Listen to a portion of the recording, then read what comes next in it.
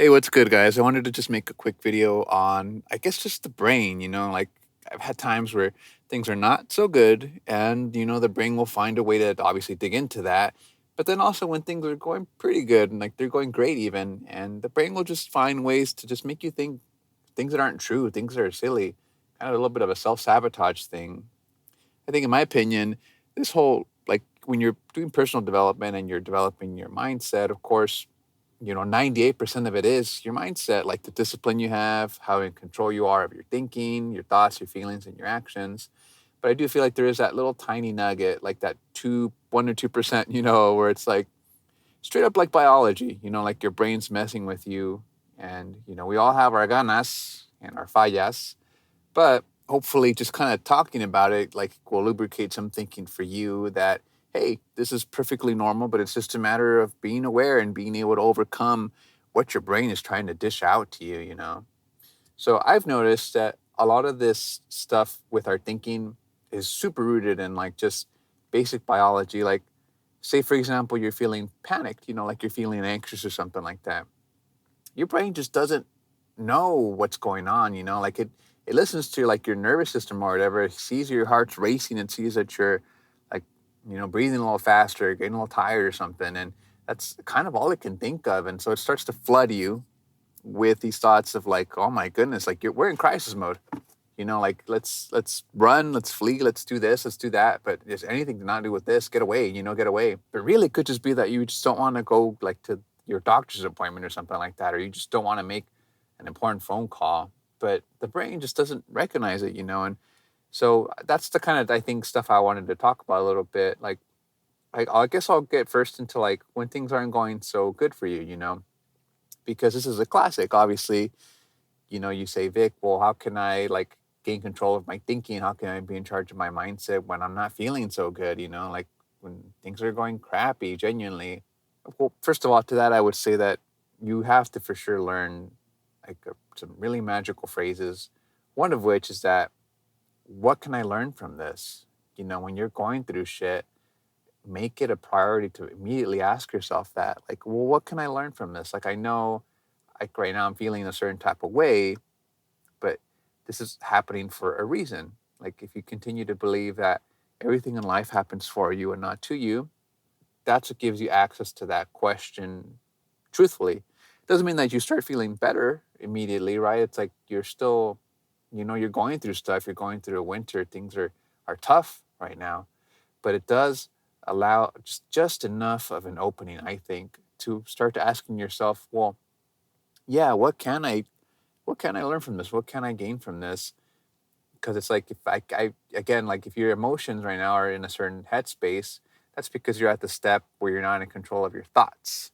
And so the chain of events really is like, you control your thoughts, that means you can control your feelings and you can control your actions. So I'm not saying that because you're going through something you can immediately like, pivot, and start smiling and dancing and stuff about it. But if you start really being out, ask yourself, well, what can I learn from this? It's just enough of an opening to let you start controlling your thoughts, to let you control and direct your thoughts. If you stub your toe, it's obviously very painful and you're going to feel upset about it.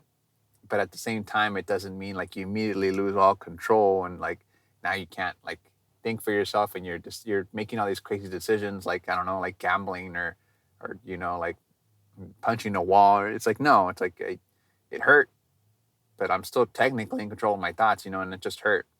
And like I said, the brain can't really, it's not that smart, like it can't tell, but it knows it's sad. It knows that things aren't going so well.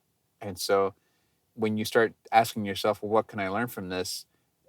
You kind of bypass that like biology a little bit, where it's like, oh, shoot, okay, like I'm not my thoughts. Like I'm just observing my thoughts going on right now. Okay. And by having that little bit of a like opening, it leaves you open to say, like, oh, shoot, okay, like, yeah, like, okay, what's actually going on here? Like, I know I'm upset, doesn't mean I'm not upset, but now I can really just think like, what is there to learn from this? Like, and the really hard ones, I think, is like when it's like something that you did, like something that's like you regret, something that's like a mistake, or where you caused harm to yourself or someone else, where it's like, okay, like, you basically have two options. You could sit and cry about it, and that's fine, but life goes on. Eventually, all dust will settle, or same thing happens, but now you get to actually like dig into it. Like, why did this happen?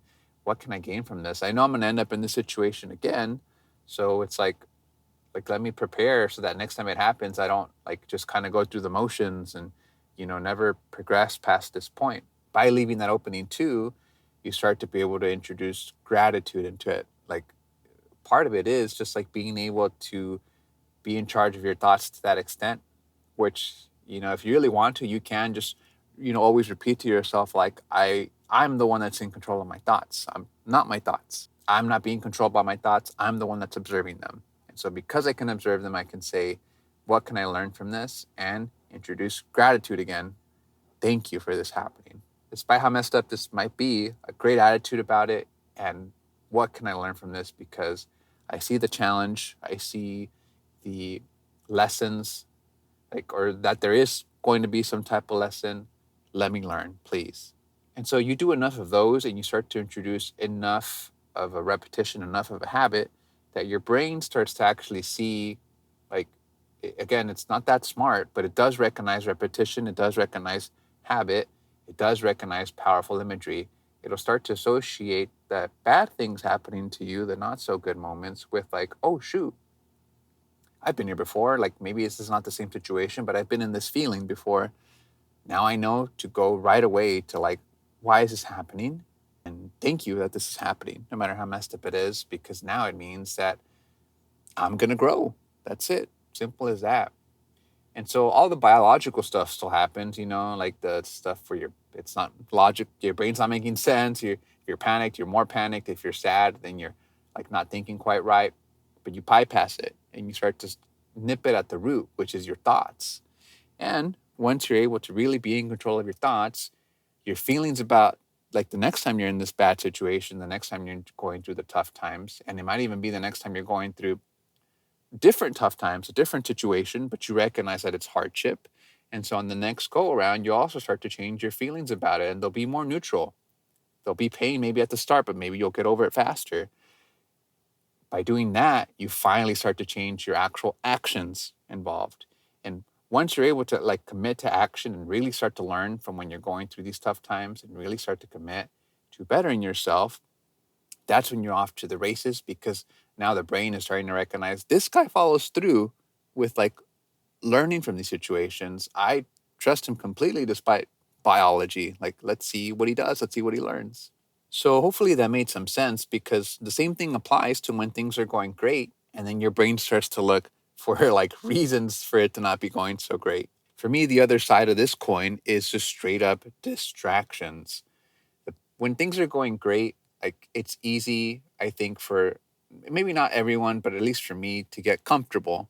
And so when things are going great, like for whatever reason, it doesn't have to be with everything, maybe with certain things, the brain starts going, cool, like, there's nothing to worry about here. The day's over. Like, let's go home, guys. And it becomes a situation that's really similar to when things are tough, where it's like, no, you have to become someone that says, like, okay, like, things are going great. I'm the one that's in charge of my thoughts now.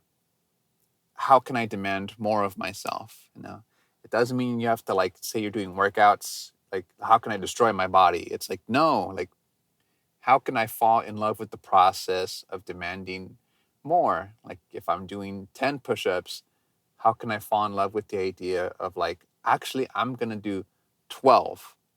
I love to do difficult things. I will train myself to do difficult things. This is what I'm demanding my brain to do, not because, like, just because they're difficult for the sake of difficulty, but because it's like something that I am deciding with my thoughts is a thing that's great for me, is a thing that's good for me. You want to fall in love with challenge. And I think this is something that comes naturally if you grew up with like sports or competition. But the biggest person that you're in competition with, as you might have heard, is always yourself. And that's true. And you never want to get comfortable in the sense of like, you start to, especially like when you start to get bored, like if you have moments where it's like, oh, shoot, I got comfortable, but you know what? let me go cycle back. It's like, what did I learn from this? Okay, I can't get too comfortable here. Look for the signs. But when it's to the point of like you're bored, that's when that whole phrase of like the devil's hands are an idle plaything. And you start to look for really just rotten stuff, like maybe like distracting YouTube videos, like doom scrolling endlessly, vices, drinking, like smoking, pornography. When you're bored, you're actively turning off your brain. And so you're like on the other side of the coin now, where it's like, same as like you're no longer in touch of like your thoughts. So like your feelings start to change to be kind of more like, I guess, apathetic, more like I don't care, more like whatever, I'm bored, I'm going to do this. And so your actions become something that are just not there anymore. Like you are in action now, pretty much. And, life is too short. You're too special. You're not here long enough that, like, if you decide to commit to inaction, you're only hurting yourself in the long run. And you might think, like, well, that's fine. Like, this is too hard. Like, it's cool to be comfortable.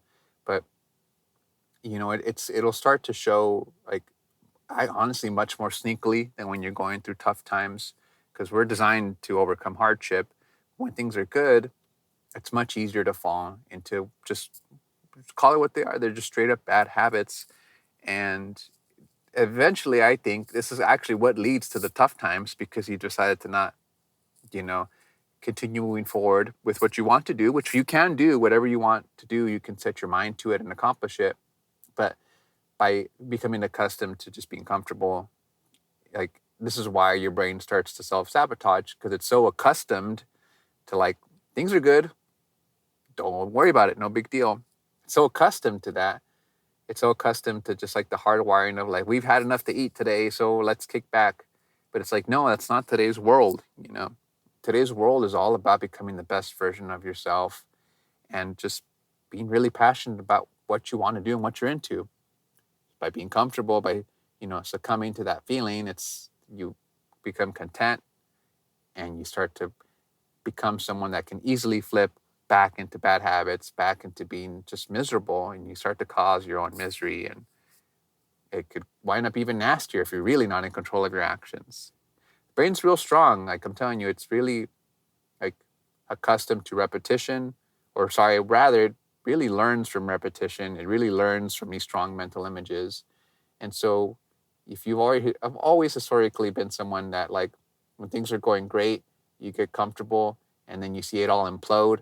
Subconsciously, that's all you associate even like good times with. So when you actually put in the work and you get to enjoy your reward, your brain will even start to associate that with like, well, I don't deserve this because da da da da, I've been here before, and then this happens.